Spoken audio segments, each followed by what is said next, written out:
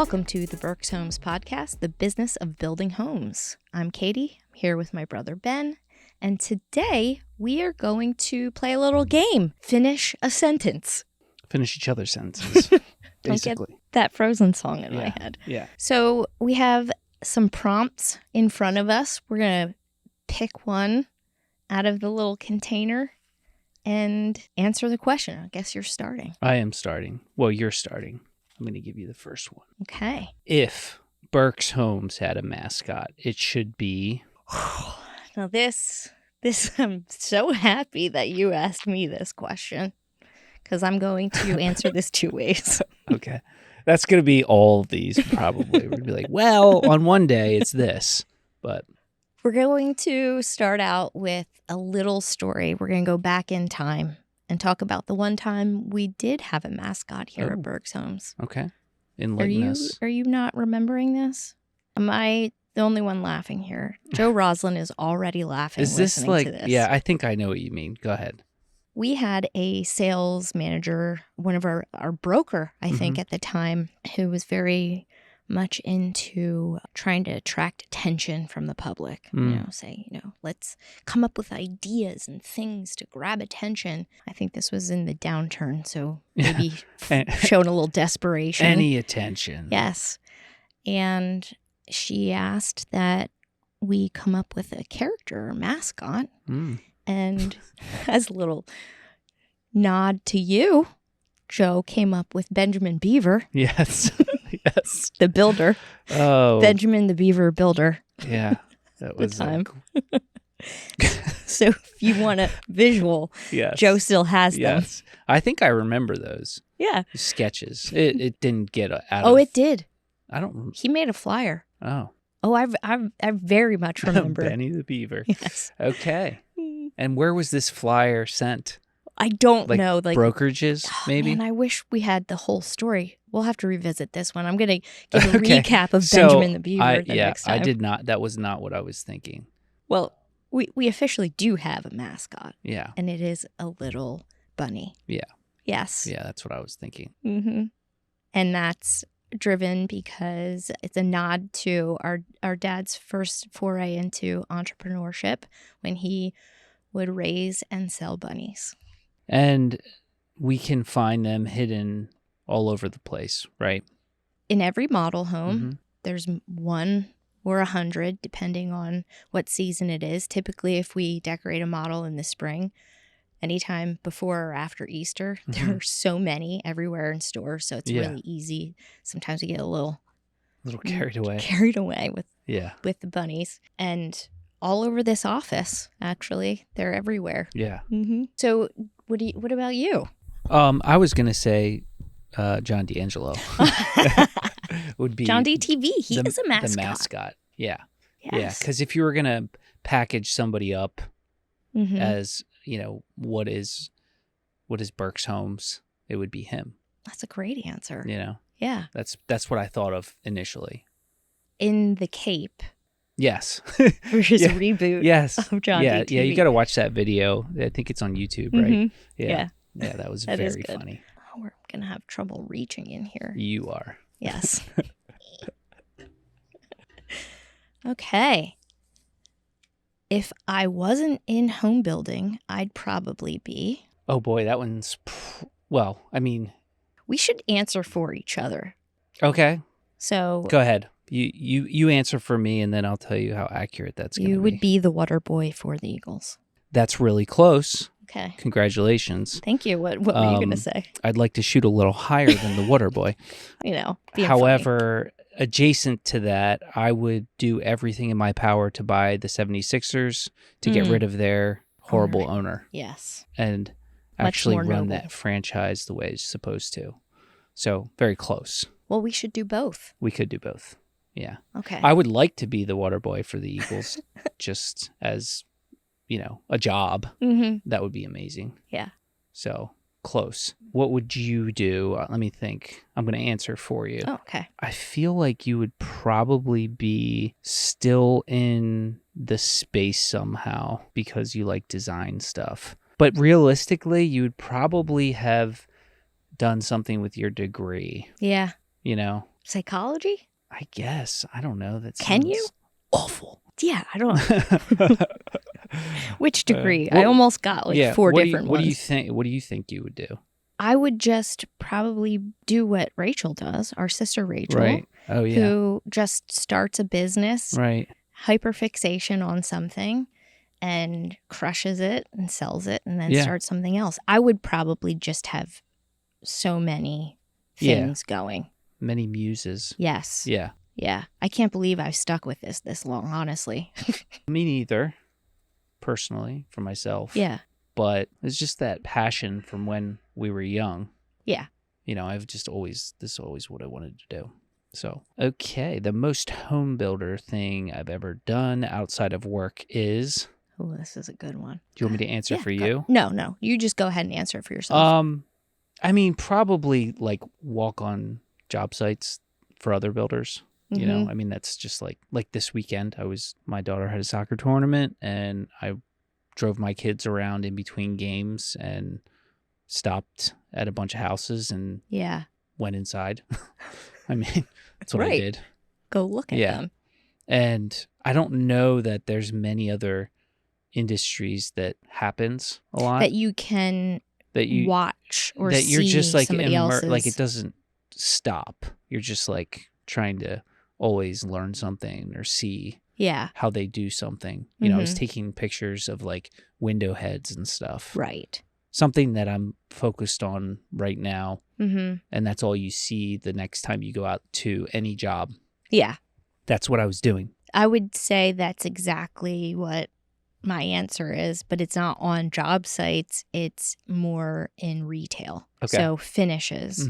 Anywhere I go, I'm looking at how they put stuff together. The retail space, what they selected, what product it is. Like if I'm staying in a hotel, is it holding up? Right. Who got the contract for this? Yeah. Try to figure out how much money they made off of it. What decade was it from? Right, exactly. Okay, so then if they need to remodel, all of that stuff. So. Yeah, that's true.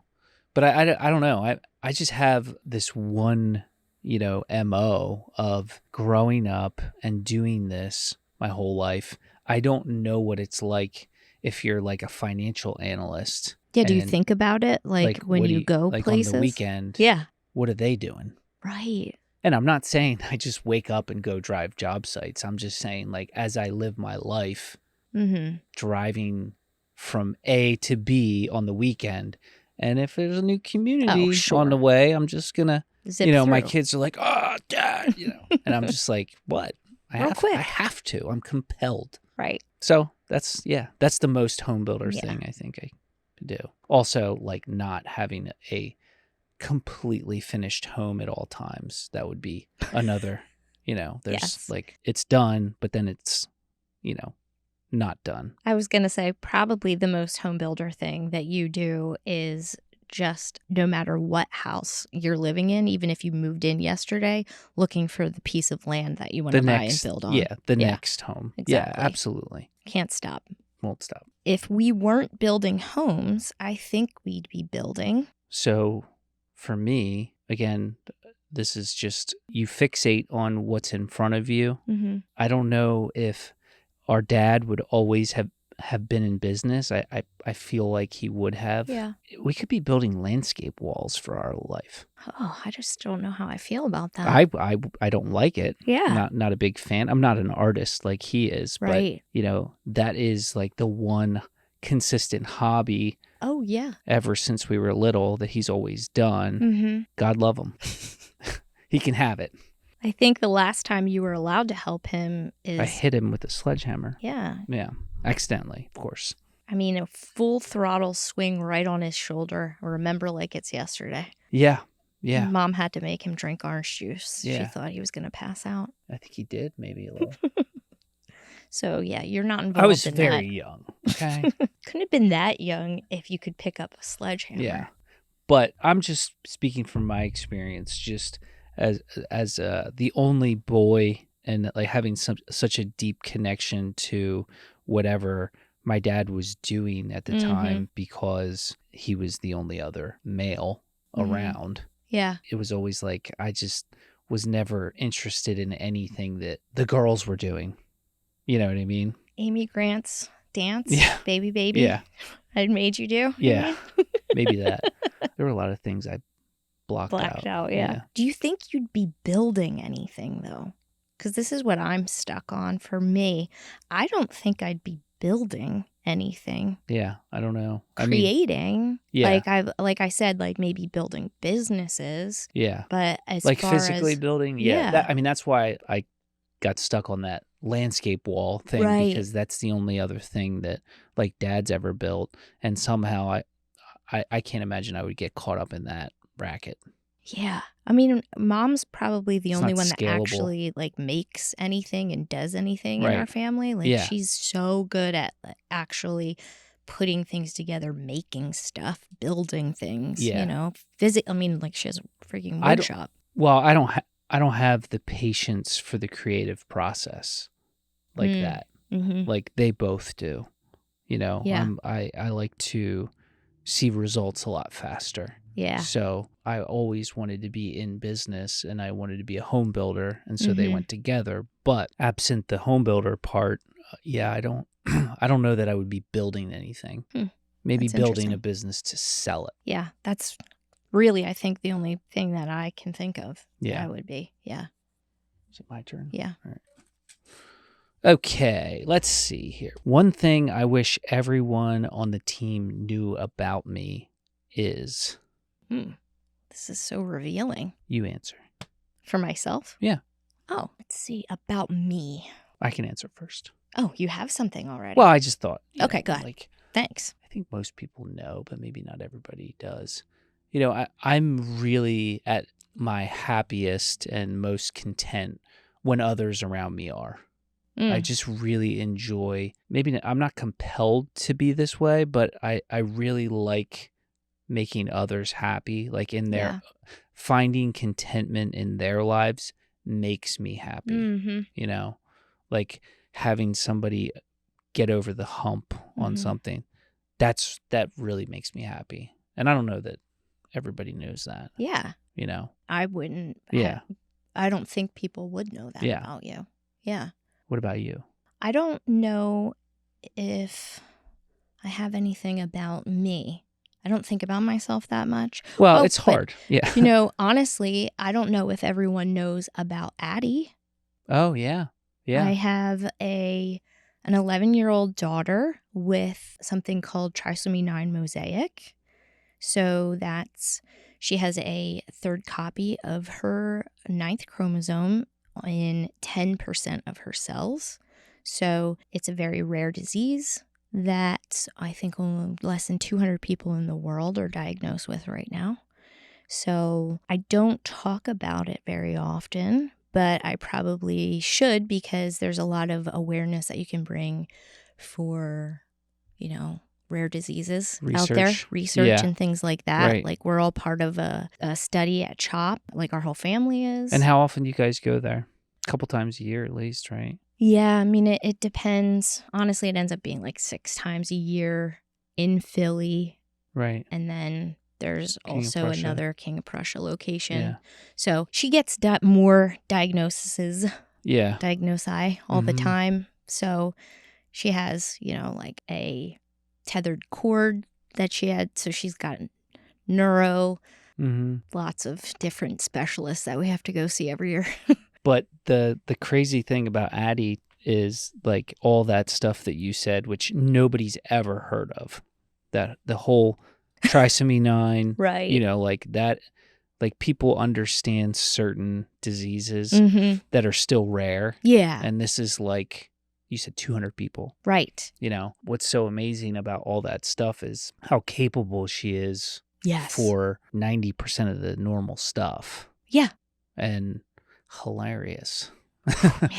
She's one of a kind. Very funny. Yes. Yeah. No, that's good. That I didn't even think about. Yeah, probably a lot of people don't know that.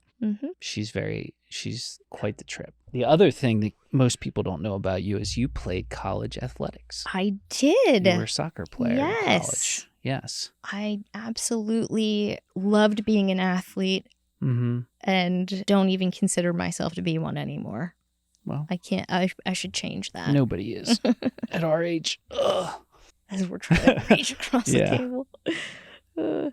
Okay, a book or podcast that changed how I think is... Want me to answer? Yeah, go ahead. I would say one of the most impactful things, there's like different seasons of your life, right? I mean, I actually read a lot more when I was younger, my young adulthood, than I do now. Probably just because of time and stuff, and audiobooks, or, I like podcasts. Yeah. Now, in like the last decade or so, it would be Start With Why by Simon Sinek. Just because of, as you get older and you change and stuff, you have to be deeply connected to a purpose for, especially as a leader. Yeah. Because why else would you do hard things and put all this effort into something if you don't have a reason? Yeah. Yeah. And so it was something that I really connected with, to have a higher purpose, at least in work, because money will never get you there. Yeah. You got to have purpose behind it. Yeah. Totally. That goes a long way. What about you? I'm just thinking, I would love to have an entire podcast talking about this. Sure. I mean, there's so many books and podcasts that have really made a difference in how I think about things. But I think I'm going to start with the OG one that really changed. Okay, I have to say two. I can't help it. So the first one that ever changed me and how I think would have to be Man's Search for Meaning by Viktor Frankl. Yeah. I read that in college, and then again, like a couple years later, and it's just like that. I never read that. You would love it. Okay. I'll give it to you. Okay. And it's just perspective. Yeah. I think that it really changed the way of how I think about what matters. Right. In life. Yeah. And then along with that, I would have to say in business, it would be Good to Great. Would be the first business book that changed the way that I think. Yeah. Yeah. I would put that one right up there. Yeah. With the Simon Sinek one. Yeah. I think when I really read that and paid attention to it also was important because it was right around 2008. Like, I think I read it a couple years before, but then really used that as kind of a guide in some of the things that we were going through during the recession. Yeah. Preparation for the comeback. Right. Okay. Very good. Let's see. My dream feature in a new home is... Ooh, I would say, oh my gosh, probably a spa shower. Oh, like with all the jets? Everywhere, like everything. 12 jets. Yes. But so made out of corian or some sort of no grout situation. Okay, so we're going to go back to the question that we asked a few minutes ago, which was... Most people don't know this about me or something. There you go. Yeah. Not a big tile guy. Same. So all love these to look at it. Beautiful tile showers everybody loves, pays billions of dollars for. Don't want it. Nope. Now, what's your reason? Because you got to clean the ground. Exactly. Maintenance. And I just look at all those little grout lines and I think, who was the guy that did that? I don't trust him. Nope.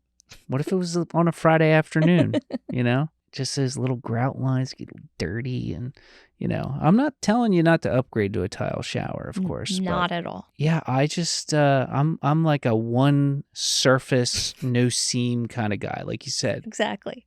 Call me old fashioned. Give me some corian. Corian everywhere. Yeah. The no integrated seams. sink in the kitchen. Yeah. The whole nine. I do love those gigantic, large format tiles now that are like the size of the shower. Yes. That would be really cool. Yes. But then I'm like, it's just a shower. I'm too practical for that. I'm like, I'm not spending 20 grand on a shower. I'm sorry. Can you have all of the jets and everything in fiberglass? Probably. We can make that for you. There you go. Yeah. I do. I have a fiberglass shower. I'm not too good to admit that. Yeah. Dream feature in a new home is, this, because it's going to be for my wife someday. I'm going to build a pickleball court. That's right. And I'm just saying that because if I don't keep saying it, I won't do it. Indoor. Indoor. Yeah. Because your neighbors would hate you if you have an outdoor one. Why is that? Because of the sound? Noise. Oh. That ding, You're going to ding, live ding, in your ding. neighbors when you build your pickleball court? I'm just saying. This is good. The best piece of feedback I ever got was... I was going to say, I would say this is more like, I don't know if this was feedback or advice. Mm-hmm. And I have no idea where this came from. So okay. Maybe I invented it. I'm not going to give myself credit, but I do recall hearing this and being like, wow, that was so enlightening. And I just said it to somebody that was going through a hard time, thinking that they were a failure in life. Yeah. They failed at something. They were just like so devastated that, and he mentioned to me like, oh, I wish I even had a 10th of your success. And I said, according to who? I was like, you don't know if I'm successful. Mm-hmm. You know what I mean? Mm-hmm. So and this isn't feedback, so I'm changing the question, but it was more like advice. It's advice, right? What I had heard previously was so good. We always need to redefine what success looks like at different stages of life. Yeah. Or you will just be stuck in the definition of an 18-year-old success. Yeah. Right? Right. So you can't wake up when you're 35 with 2 kids and say, if I don't have like sports car, I'm not successful. Right. You have to let it grow with you. Right. Mm-hmm. Right. But I think a lot of us don't. You don't revisit your definition. Right. Right. Huh. Yeah, it's not a regular practice. Like I would have never thought to do that. Sure. But interesting. Going back to this guy, I'll leave him unnamed, had a business venture that failed. And I was like looking at it as if it wasn't a failure because he tried. Right. And I was like, no. Like 99% of people would have never tried. It just didn't work. But you're not a failure. Yeah, just the try is the success. And then I rattled off like 5 things that are noticeably better than I could ever do that he has. And I'm like, see, that's success. Right. You know what I mean? So I just thought that was really interesting. And it was from a conversation I had recently that it's like, no, you need to redefine what successful is because you're evolving your knowledge and your experience constantly. That's really good. Yeah. What about you? You can take credit for that if you want. I don't remember where it came from. It definitely wasn't me. I would say this is from Deb Payne, something that she taught me very early on, and I was not quick to grasp, but I really use it now more than anything, is trust but verify. That's a classic from her, is trust that what you've communicated will be done, or trust that things are happening the way they should, but don't assume, you actually verify it.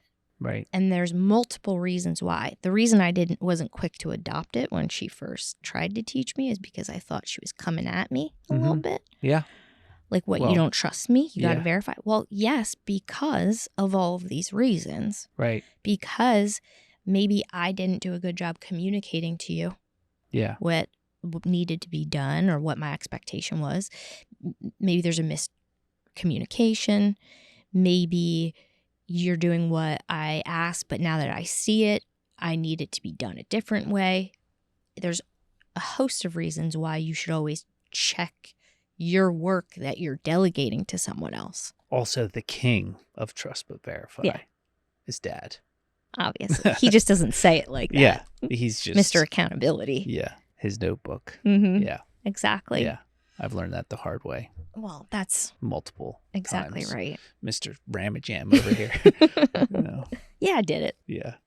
How? Yeah. Let me see. Done. Show me your work. Yeah. Got that done. The legacy I hope we're building together is... You answer that one first.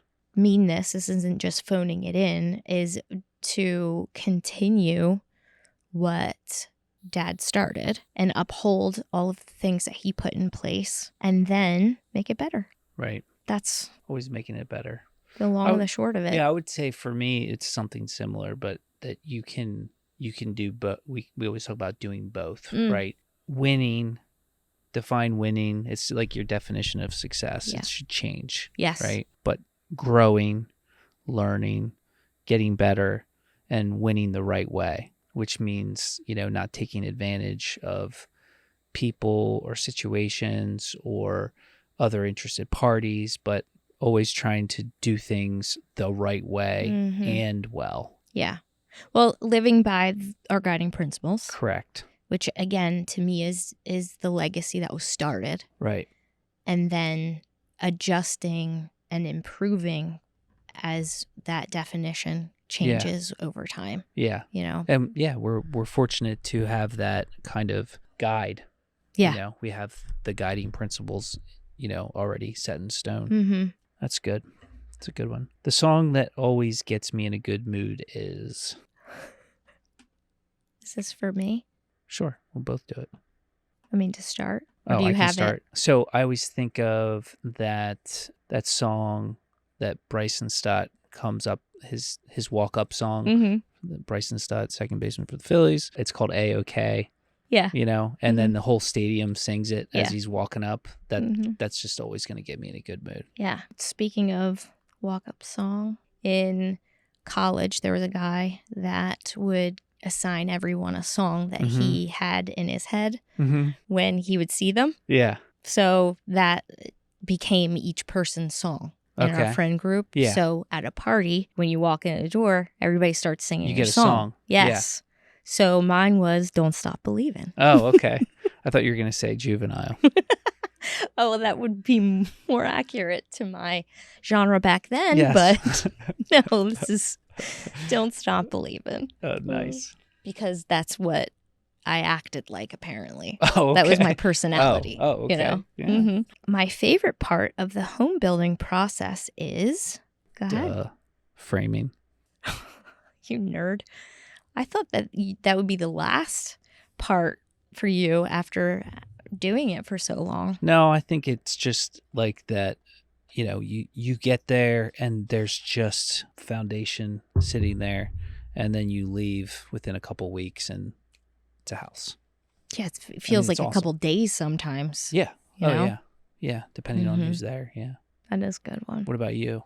We're going back to our roots, I guess, because mine would be the selection gallery. Oh, okay. That's definitely before the home building process. Yeah.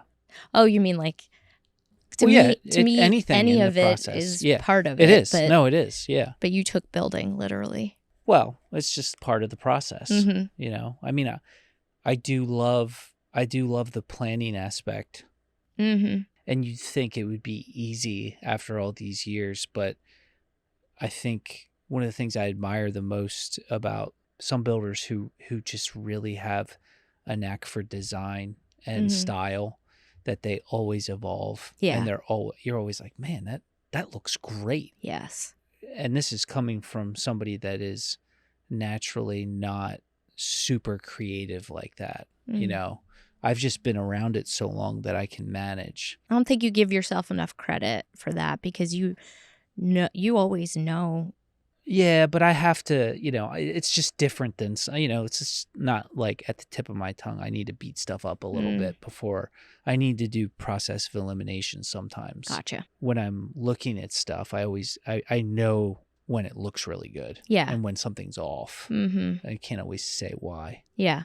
I think that this, again, as we're answering some of these, I'm going, well, I could talk about that for a long time. Well, you can remember that. I'm going to throw, we have a couple more minutes. I'm going to throw a couple wild cards at you. Oh, okay. So let's see here. This would be one moment this year that made me proud was. Ooh, I got to say, when we go out on the job sites now, right. Like we've been doing it regularly, and I've just driving into, okay, I think we did talk about this already, but one very proud moment was when we were looking at a new potential project, and we were coming out of the development of this new one that we wanted to, get eyes on and see if it'd be good for us to get involved in. I remember what you... And then we turned and we're just a couple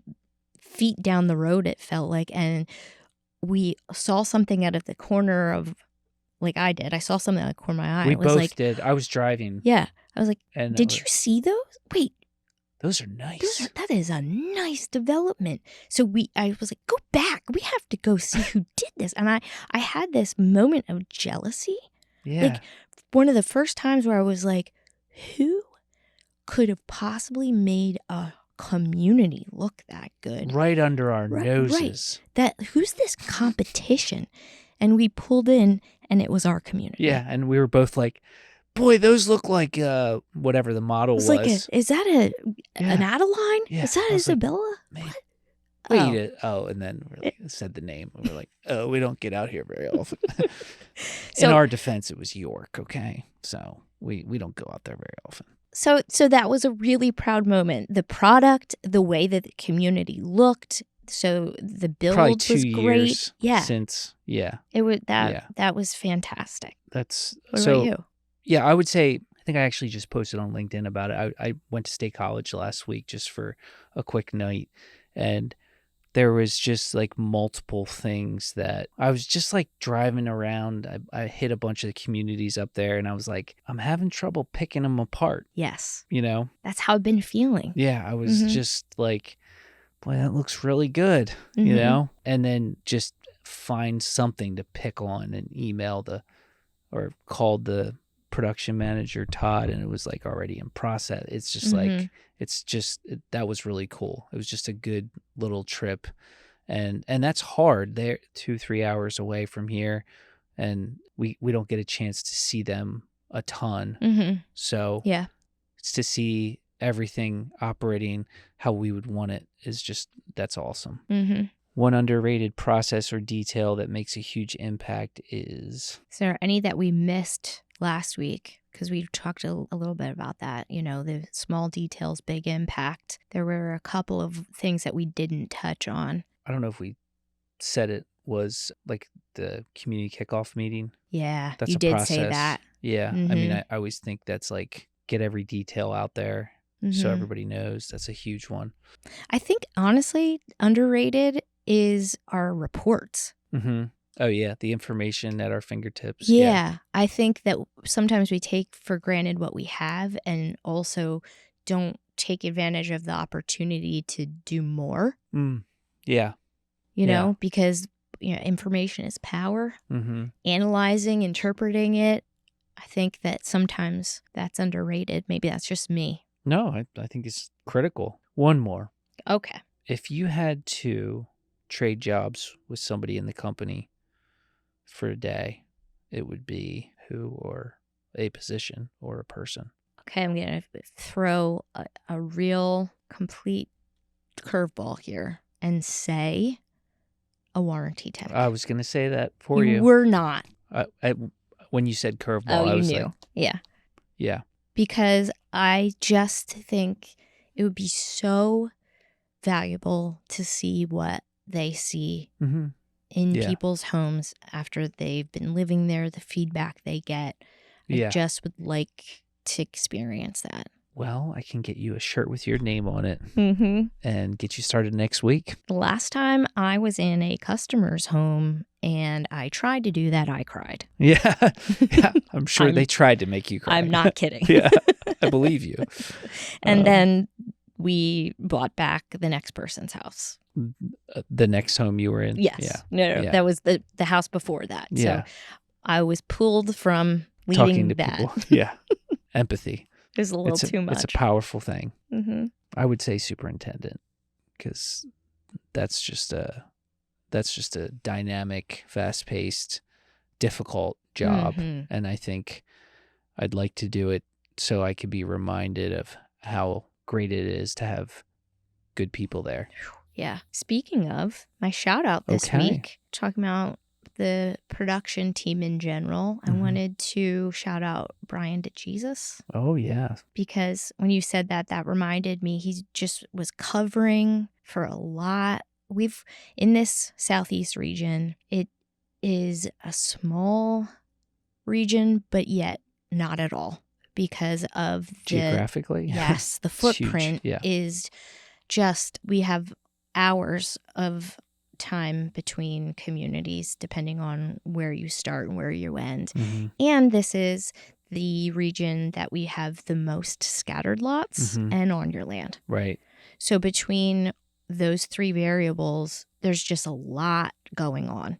There's not a lot of consistency. There's a lot of trade management. There's a lot of land things that are in play because it's not a community that's set up once. It's individual things happening all the time. And Brian has just been valuable in pulling it all together and keeping all of the plates spinning in all of those areas. Brian's second tour of duty with Berks Homes now. Little known fact, he was my boss for 3 days. Three whole days? Yeah. Why only 3? 2005, graduated college, and I wanted to work in the field. So I was a detail carpenter, You got to start at the beginning and understand the whole process. And Brian was the superintendent that I was going to be working for. I did work for 3 days. Got a truck, got all kinds of tools, got all ready. And the third day, Dad said, so we're putting in this new system, this automated, purchase order system that you were involved in. Our first ERP. Yeah. Yes. And, we're going to be using all purchase orders, and there's a ton of, as he said, computer work. And he's like, I need somebody that knows how to do that stuff. So you got to come work in the office. What do I do with my small tools? Yeah. And I was just like, all right, that was a nice career in the field. And I've never been in the field ever again. You were inland. You were out in the field for that. It was, I wasn't running construction sites. Yeah, that's true.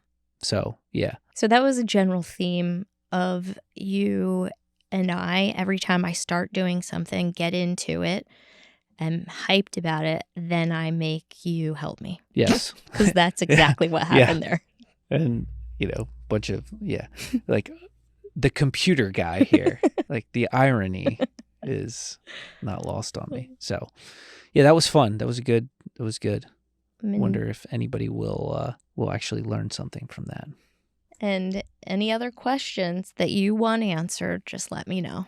So next week, I think we're going to have our first guest. Oh, yeah. We thought that it was this week, but it's next week. Yeah. And that will be coming, the next epi. That's exciting. Mm-hmm. Looking forward to it. Great. Well, we'll see you guys next week. Later.